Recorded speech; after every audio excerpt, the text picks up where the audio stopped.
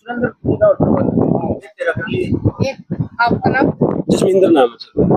आप काफी टाइम से अस्पताल में बैठे हैं, कभी आपके साथ में? सर हमने धरना शुरू किया था 29 दिसंबर 2025 को। अभी 29 तारीख को पूरे 6 महीने हो जाएंगे धरने को। और 18 जून से हमारे 4 साथियों ने आंदोलन शुरू किया हुआ है। 3 महिला साथी, 1 पुरुष साथी है। आज 5वां दिन हो चुका है। सरकार की तरफ से कोई नहीं आया, कमीशन की तरफ से कोई नहीं आया। हरियाणा पब्लिक सर्विस कमीशन का यहाँ से मुश्किल से 400 मीटर दूर ऑफिस होगा। हम जाते हैं, हमें मिलने नहीं देते। हमें जैसे उनको पता चलता है ये इंग्लिश वाले हैं या बीसी सर्टिफिकेट वाले हैं या पीजीटी कंप्यूटर साइंस वाले, जो अलग अलग बच्चों ने संघर्ष किया, जिनके साथ गलत हुआ है, उनसे चेयरमैन साहब मिलना नहीं चाहते। और हमारे से कमीशन की तरफ से ना कोई सेक्रेटरी, डिप्टी सेक्रेटरी, कोई और क्लर्क तक हमारे पास यहाँ नहीं आया। सरकार का कोई नुमाइंदा नहीं यहाँ पे आया। दूसरा, हम जितने भी भारतीय जनता पार्टी के वर्कर हैं और हरियाणा वासी हैं जिन्होंने वोट दिया, उसमें खुद मेरे घर वाले भी शामिल हैं, हम उनसे ये सवाल भी करना चाह रहे हैं कि भी आपके बच्चे यहाँ मर रहे हैं और कोई गलत चीज नहीं मांग रहे, रोजगार की मांग कर रहे, जो उनका हक है, जो उनकी पोस्ट निकली थी, जो अभी भी खाली पड़ी है, उन्हीं को भरने की बात कर रहे हैं। सरकार पे कान अभी तक सरकार कोई ध्यान नहीं दे रही। तो सरकार से सवाल हरियाणा वासी भी पूछे। जी, तो आप क्या चाहते हैं?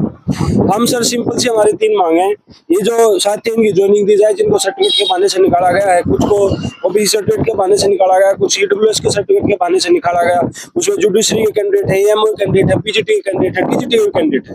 दूसरी, ये जो 35% का क्राइटेरिया जिसको हथियार बना रखा है एचपीएससी ने हरियाणा के बच्चों को फेल करने के लिए और पोस्ट खाली छोड़ने के लिए, रिजर्वेशन की सीटें खाली छोड़ी जा रही है, उस क्राइटेरिया को खत्म करके सारी सीटें भरी जाए। ऐसा इतिहास में पहली बार हो रहा है कि सामाजिक न्याय की धज्जियां उड़ाई जा रही है। पोस्ट है, एलिजिबल कैंडिडेट भी है, जिनके पास पूरी जितनी एलिजिबिलिटी चाहिए वो सारी है असिस्टेंट प्रोफेसर पढ़ने के लिए, लेकिन सरकार पोस्ट खाली छोड़ रही है। वो पोस्ट भरी जाए, हम ये चाह रहे हैं, खाली ना छोड़ी जाए। शव यात्रा भी निकाली गई थी। कल हमने मुख्यमंत्री साहब की शव यात्रा निकाली थी और इसलिए मुख्यमंत्री साहब की शव यात्रा निकाली थी कि हमारे लिए वो मरे हुए। हम जब भी उनको देखते हैं वो बस हमें हंसते हुए तो दिख जाते हैं, हमारे मुद्दे पे ना तो वो बोलते ना। आज तक शर्म आनी चाहिए इस मुख्यमंत्री को। आपके समाज के, आपके हरियाणा के 3 लड़कियां और 1 लड़का मरने को है बिल्कुल, जिनको चक्कर आ रहे हैं चलते चलते, और आपके पास इतना भी टाइम नहीं कि आप उनको बुला के यही पूछ लो बेटा क्या बात है। आज कैबिनेट की बैठक है, कल मुख्यमंत्री साहब से मिले भी थे कुछ साथी हमारे साथ, आज एक कैबिनेट मंत्री से मिले, फिर भी क्या करेंगे पता नहीं।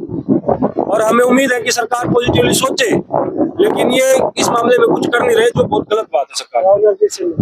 और एक और कमाल की बात है, अहिरवाल के 15 एमएलए ने सरकार को ये बोला है कि आप ये मुद्दा सोल्व कर दो। 6 एमएलए ने तो बकायदा अपने लेटर पैड पे लिख के सरकार के पास लेटर भेजे कि ये मुद्दा सोल्व करो, लेकिन सरकार